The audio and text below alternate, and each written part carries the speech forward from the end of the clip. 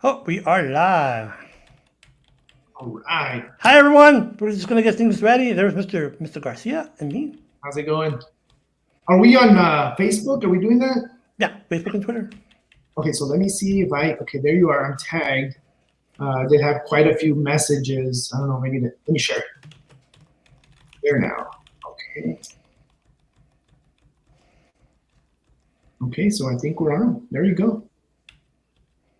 All right. So, folks, we're going to start the show now. This is just a little chitter chatter before we get everything ready. For those who are watching right now, I'm going to edit this part. This show will actually be available on your smart device starting probably tonight, tomorrow morning. I just ask Amazon to play the No Vision Internet Radio podcast, and they'll play it. So if you have any friends that want to hear this and don't have Facebook or Twitter, they can always do that. So here we go.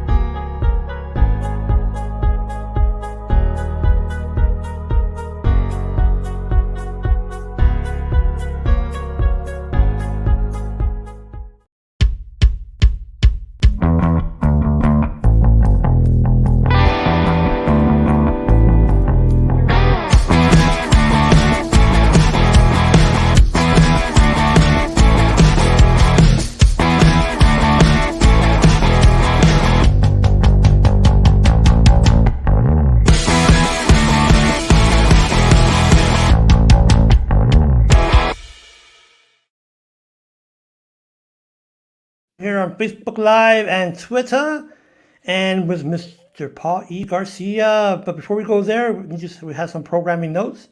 Starting next week, or not starting next week, but next week we're going to have Mr. Abel Rodriguez. He is with the Mineros en Español. I said that right. Cool. He's going to be talking everything Spanish regarding the UTEP minors. He's at actually tomorrow, don't forget, homecoming, UTEP versus Old Dominion at 7 p.m. at the Sunbow. This weather's supposed to be really nice, so he's going to be here next week. November the 6th, folks. Now, here at the show, we have the privilege of always having candidates for the past 2 or 3 years, and we're starting early. We already have one candidate reaching out to us. We're going to have Miss Sissy Bird, November the 6th at 5 p.m. She's running for District 4, or Precinct 4. I'm not sure. I do apologize. One of those two. Precinct 4 or District 4 for County Commissioner. So, here we go to the most important guest of all right now, Mr. Paul E. Garcia. How are you doing, sir? George, it's a pleasure to be here. And it feels really great to give this interview, this testimony to someone like yourself. I have the utmost respect for you, and I'd only do this on your show. So, thank you, sir. I appreciate that, and I feel honored because I know for a little bit back in the past, people were reaching out to you different media, and you gave me that opportunity. Hey, I am not going to say no, folks. Not with Mr. Garcia, and so me and Mr. Garcia discussed this beforehand. So if anybody has comments that's on Facebook, you could comment now. There are going to be some principles or some rules to this. I will not allow any harassment or any bad words. If you have a question for Mr. Garcia or myself, we're going to post them on the stream. And Mr. Garcia, if you could read them for me, once I do it. But like I said, we want to want to make this positive. With that being said, Mr. Garcia, could you just tell people a little bit about yourself, those who really don't know who you are? Sure, absolutely. I'm a former SISD trustee. I proudly served the SISD community for 2 years. I'm a proud father of 3 beautiful children and husband to a lovely wife. And I'm a proud El Pasoan, lifelong El Pasoan. So I'm proud to be here and proud to be here with you, George. Mr. Garcia, let me ask you a question. So what I'm going to do, Mr. Garcia, so by the way, for those who don't know, I am visually impaired. So what I'm going to do just to make this more fluid for our discussion, when I have and you're law enforcement, so you have all these little things you do like signals. So what I'm going to do is that when I get a comment and I want to post on the stream, I'm going to go like this. Okay. So that means I'm going to post it so you can read it. Is that okay? Yeah, that's fine. Oh, we have a first comment already. Okay. Let me see.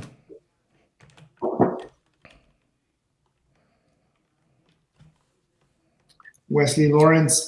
We are so lucky to have both of you in our community. How you doing, Wesley? It's good to hear from you. Okay, so Mr. Garcia, how long has it been since you left the school board? It's been, gosh, it feels like forever. It feels good, don't it? We'll go into that why, but It's interesting. It's interesting because you get so used to you get used to the rhythm of all these meetings, these special these committee meetings, and these long nights. You get kind of used to it, and then it sort of kind of just ends, and you're just kind of like, wow, man, I got a lot of time on my hands. Let me ask you, Mr. Garcia. So, I knew before you went, got on the board and whatnot. What made you? I mean, because as it is, you have a stressful job because you're in law enforcement. So, what made you go like that little step extra and go into public, office regarding the school board? Was it like a singular thing that made you go? You know what? I'm going to go. And what was it? Was it a singular thing or just what happened there? Gosh, a great group of El Pasoans that truly inspired me, and they know who they are. We do talk a lot, and they know how much I admire them. They know who they are. They're out there. But it was just them being revolutionary, being very inspiring to generations like mine. And the theme there was, let's progress El Paso. Let's not have El Paso. Let's make El Paso better. That was the theme, and so we can keep our young adults here instead of them going to Austin. So, I mean, that they were very inspirational, in my life as a young man. And of course, my father was a school board member for 4 years, and so was he? I didn't know that. Oh, yeah. He was a school board member for 4 years, and I still recall the days. I must have been like 15, 16 years old, and we'd stay up watching election results on Tuesday, and it was just, those were very magical moments, and I was just quickly hooked on how I could represent a community and push the dial forward. You get to see how powerful your voice can be if you just use it, if you take a stand for what is right. And through my 2 years as an elected official, that's what I tried to do. I tried to ask the questions that everybody was thinking, but not necessarily asking, or asking questions like, why can't we get this done for, this school or this area? I'm just curious why. So, my involvement in politics has been a lifelong journey, and I think it's going to be part of my life, probably to the day that I die. All right. Well, I'll ask you a question, but we'll ask that towards the end. Oh, there's a lot of. Yeah, I have a question, but was interesting because I know what our discussion prior to this. So, if you want to elaborate, Mr. Garcia, because I think it's important why you left the board. I mean, it's not what everybody thinks, because there's all these things floating around and people are calling me and la la la, and this is your time to set it straight if you want. I mean, what happened for you to leave the board? When you receive pictures of your children, your 8 year, 9-year-old, and your 7-year-old, and pictures that are different settings, it gets a little scary. I'll tell you that much. This is an unpaid position, and while I do admire, the public discourse, and let's talk this out, let's ask questions in the boardroom, and as the U.S. Supreme Court calls it, politics is, in the First Amendment, is it's a marketplace of ideas.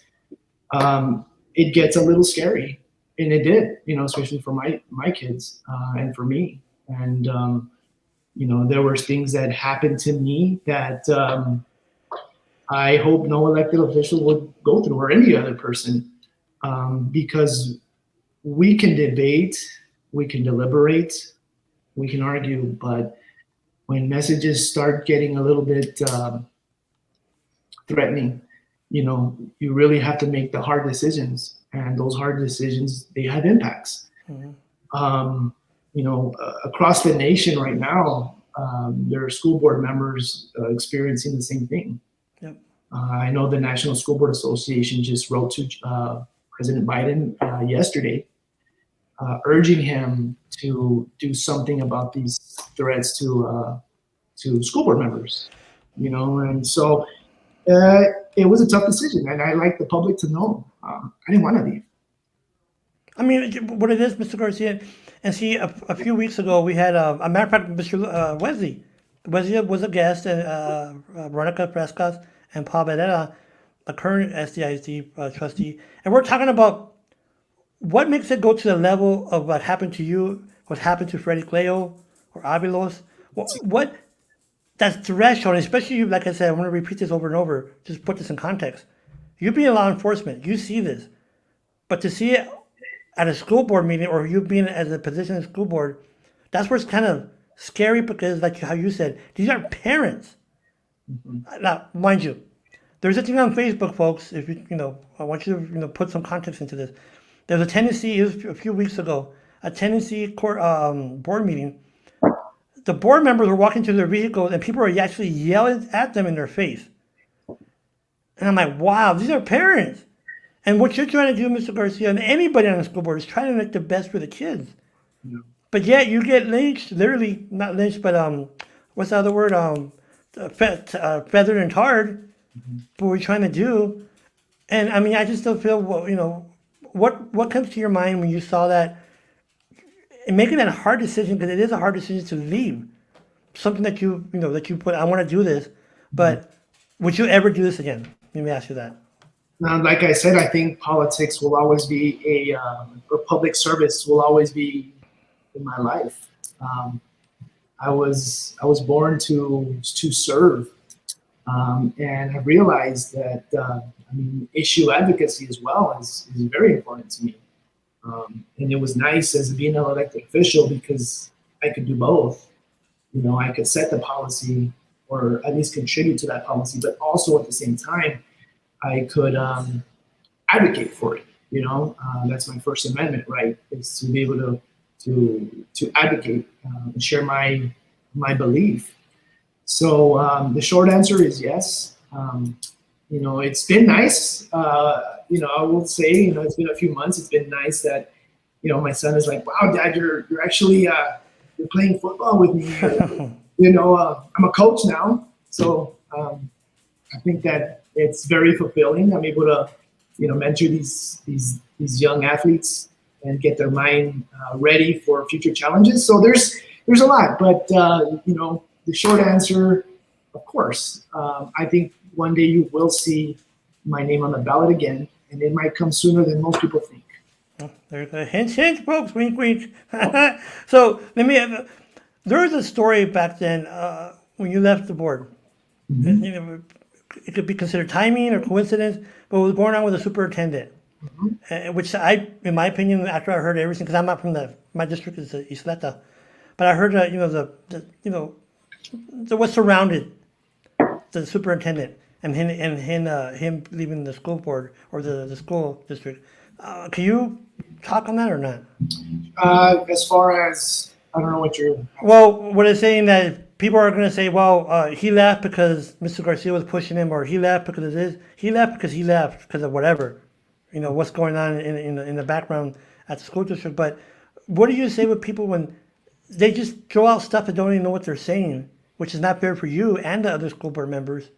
I mean, what can you use in other words, how can they build a bridge with anybody in public office? What do you recommend? Like, if they say I have a problem with you, right? Mm-hmm. Let's say you're my representative. What's the productive way to reach out to you instead of yelling at you and threatening you and taking pictures of your family, which is beyond ridiculous? How can they communicate with you or anybody else? Yeah, one thing that I utilized a lot was social media. And I always made it a point to return emails and messages. I was very accessible to my constituents. I was very accessible. So I guess a lot of it is just, I'd say that there are certain people that kind of didn't want the powers to be shifted or to see maybe an entity go in a certain different direction. And I think that's what happened. To be very honest with you, I think that's what happened. I think they Okay. saw probably the writing on the wall, and obviously people are voting for change. People are voting because they want to see something different, and I get it. I understand that there's another side to it. I get it, and there's going to be people on both sides. But I think being diplomatic about it is probably the best way. And number two, like you kind of touched on it, go out there and vote. I mean, because if you have X amount of voters that registered and only 1 or 2% go out there and vote, that doesn't really make. I mean, I mean, contrast to the city council, and you're that's right. a mess itself. And you're right. And I think what people forget is, I mean, the SISD budget, okay, is around, right, maybe $450 million plus. I mean, you've got about 8,000 employees, 48,000 students. I mean, that's a lot of money. Mm-hmm. That's a lot of money. I mean, and that's your tax dollars. And so elections matter tremendously, and are you going to want someone that's going to rubber stamp, or are you going to want someone that's going to bring some creative dialogue to uncover creative ways of getting things done? And I commend the board members that are asking questions. And I've always said I don't have to be your best friend to get things done with you. That's another thing that I see a lot in local politics, and I've heard it is quite like that in Congress. It's quite tribal. Mm-hmm. But you don't have to be somebody's best friend to get things done. Exactly. I don't. We can disagree, and that's that. And we'll leave it up to democracy. I'm a firm believer in that. And advocating. So. But would you say? Well, let me ask you this question: if anybody's thinking about it that's watching, would you discourage anyone running for a school board, or would you? I mean, because that's like you said, it's not a pay; it's a volunteer position, and you're going to take on all this other burden. Because at the end of the day, folks, you got to remember. Because I've been on a few boards, of course not elected, but I've been on the board of Villar, the Arc of El Paso, and this your due diligence, because you're a spokesman for the stakeholder, which is the community. I don't have to be your friend, like you said. I don't have to be your friend. We don't have to kumbaya, but it's my responsibility to ask those questions. And they should get mad at me. I bet you did the same thing to you. They get mad because you ask those hard questions that have to be asked. We have to. Why are we paying for this? Why are we doing this? Why are we doing that? Why can't we do this? Yeah. And that's the thing people need to understand, that if you're going to come to public office, you have to be willing to have a thick skin. And number two, ask those questions. And I mean, do you think that's what really hurt you in the long run, Mr. Garcia, that you're just too pro-community and people just didn't like that? They just want you to rubber stamp everything? I mean... I think people had an issue, or at least certain power brokers or whatever you want to call them had an issue with my approach. And my approach was very just kind of straight up and to the point.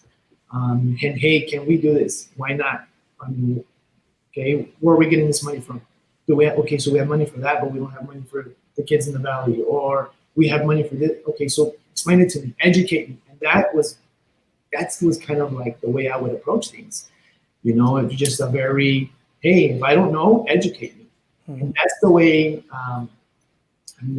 that's the kind of person I am. I think that was, to be very honest with you, I think some people had an issue with that approach. And could I probably have blended it a little bit better? Sure. Sure. And still find a way, a creative way to get an answer without, just kind of asking directly, I guess. So.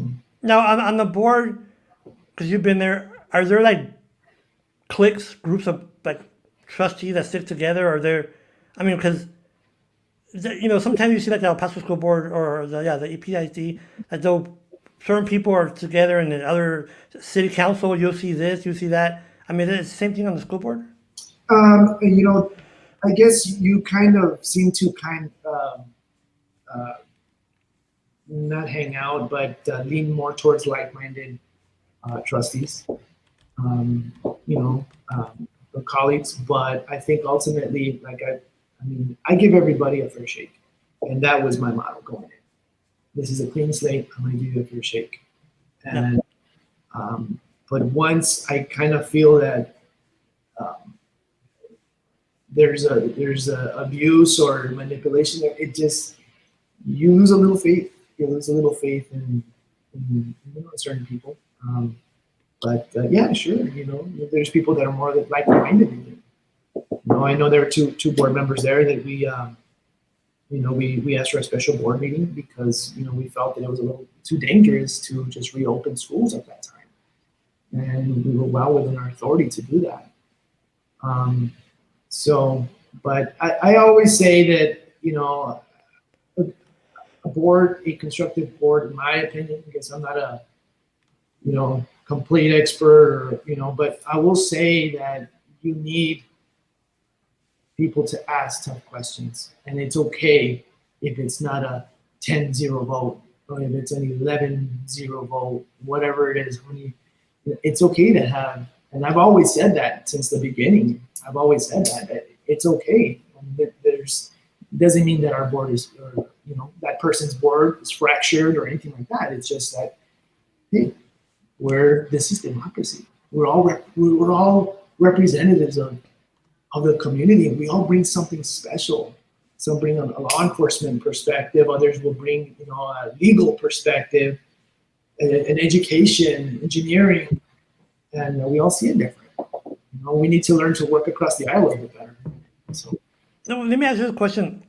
Is that pertaining to the EPISD board? Because I don't want to put you on the spot, but is this what happened at the ISD board? In other words, when the last superintendent left, they gave him a big package. Okay. And to me, I just never got the mindset of why boards would approve that kind of money.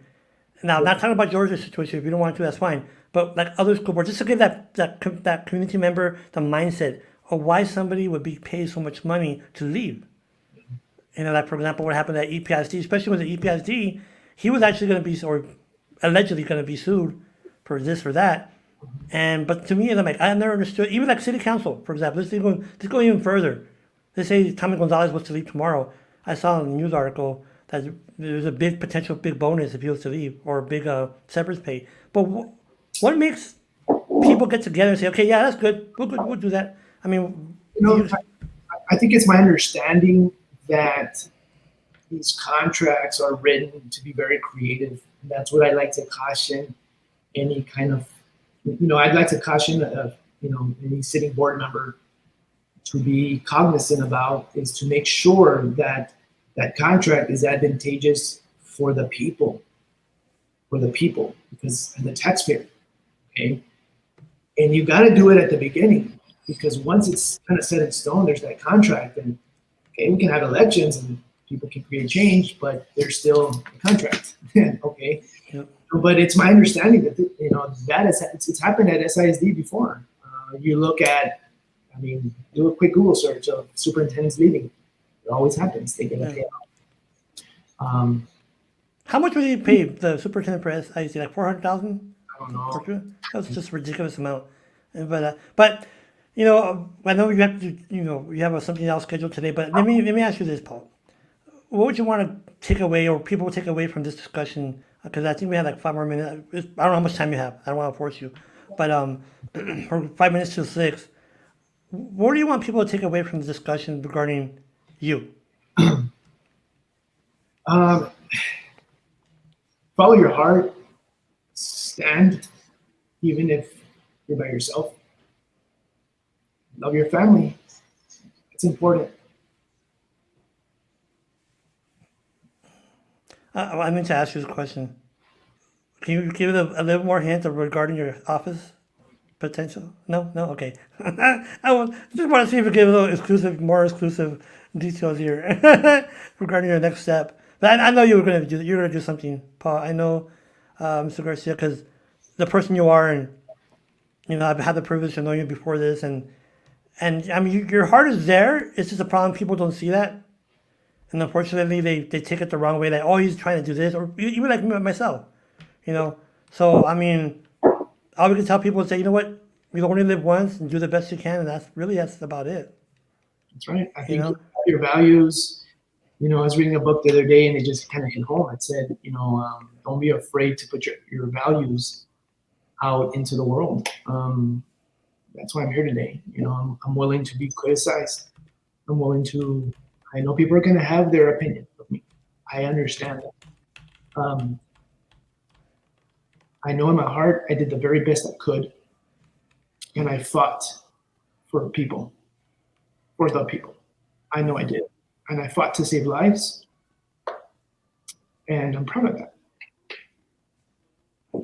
Because talking about going back a year when the COVID and all that, to me, I never understood that.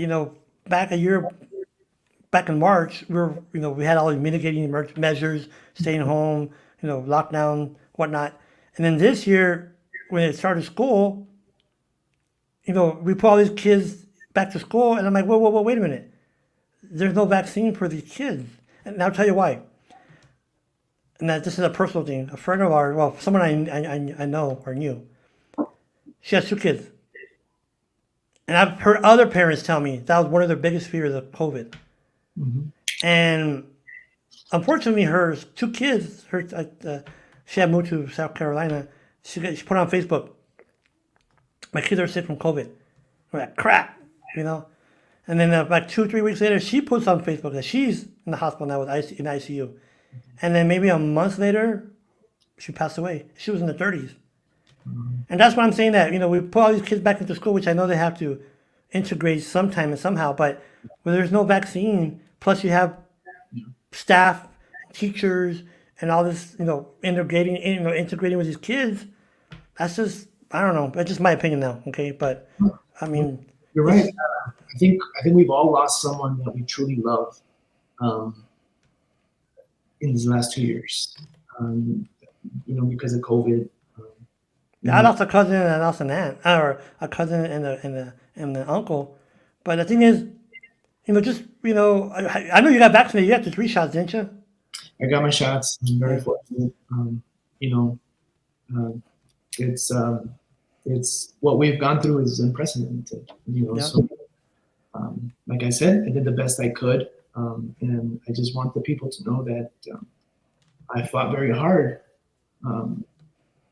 to protect you, and I had the best interest of the students all the time and the employees. So I remember one time, actually twice on Facebook, Mr. Garcia, and I don't know if I made a comment or not back then, but you were putting something, and I call them trolls, just come in, boom, boom, and I'm like, I know it's keyboard warriors, but I mean, you're giving out good announcements. Matter of fact, one time when you're buying pizzas, remember that?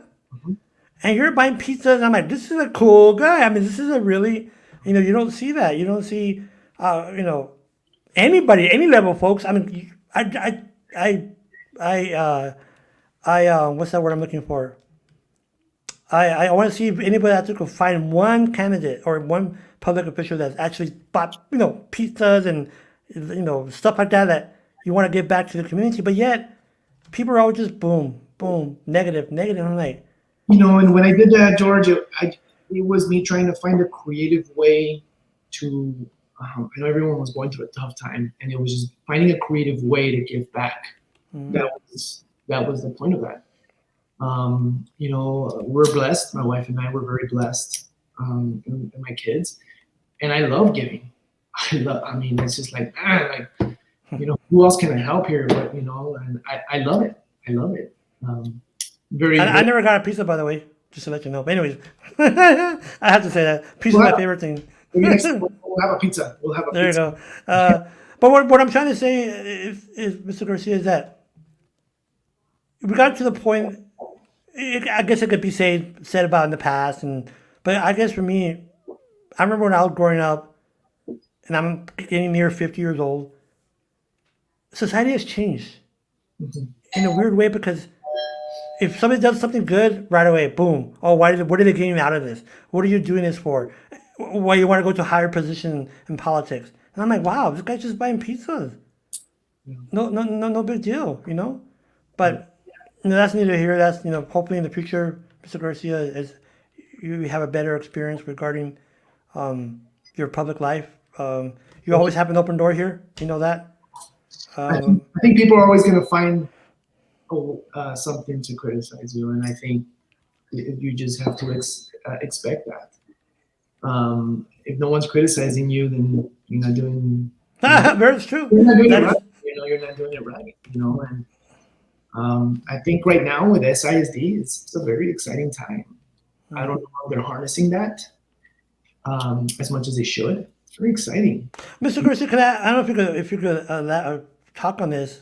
I mean, you're not on the school board, so that's why I'm asking you. As a parent and a former school board member, I know you saw the story with Danny Villegas. Yes. What do you think about that? Yeah, that's an unfortunate situation. I mean, as a parent, gosh, I think I'd be just as livid. Yeah, he was. It's terrifying. It's terrifying. I mean, what could have happened? And you start thinking, law enforcement had, and I mean, what could have happened? It's just, gosh, terrifying. I need to reach out to him. I'll talk to him and see how he's doing. Okay. So, any parting words before we go there, Mr. Garcia?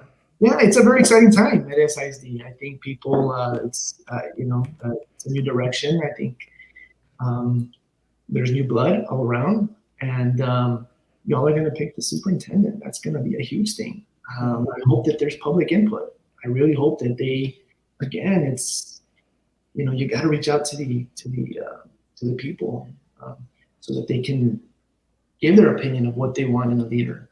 And it's exciting. It's an exciting time. The members there are very privileged to be there at this time. And I wish them luck. I know you got some new blood on the board, and they're the young lions in there, and you have some seasoned members there too as well. So we can't expect a 10-0 vote every single time. Yeah, of course not. No, it's good. It makes for good public discourse. Mm-hmm. Where it gets scary is, when there's threats and harassment. That is just, that is not good at all. Mm-hmm. But public discourse, and just having that marketplace of ideas. I mean, like you said earlier, back in our conversation, the beginning of our conversation, debate, dialogue is good. Exactly. It's good. I mean, just because you might like apples and I like oranges, fine. But it's not to the point where, you like oranges, you son of a. I'm like, whoa. Where is this coming from, And that, or I'm going to kick your butt. I'm using other harder words, of course. But what I'm saying is, if you like oranges, I like apples, or vice versa, who cares? That's your opinion. You should, like my mom, rest in peace, she just told me one time, the time I was upset, she was, mijo, always remember this. I'm like, what, Mom? Everybody has an opinion like they have the A word. I'm like, okay, I never thought about it that way, But the point is that, just people just get along. Don't go to the extreme of what happened to you. I mean, because SISD in the long term lost an asset when you left. Okay, Freddie Cleo could have left too. He's an asset for EPISD. But the thing is, just kind of cherish what we have right now, and who cares what you think? Yes, you like apples, I like bananas. So what? Big deal. But that's just by the way I think. But like I said, Mr. Garcia, you're always welcome to come back whenever you want to announce your next step. You're welcome to come on. But like I said, next week we're going to have Abel Rodriguez from the Mineros en Español. So before we go, Mr. Garcia, one more time, do you want to say anything before we leave? Yes. Thank you so much. I'd like to personally thank every single person that contributed to helping me be a voice, whether it was through late night phone calls or going out and holding a sign for me when I ran.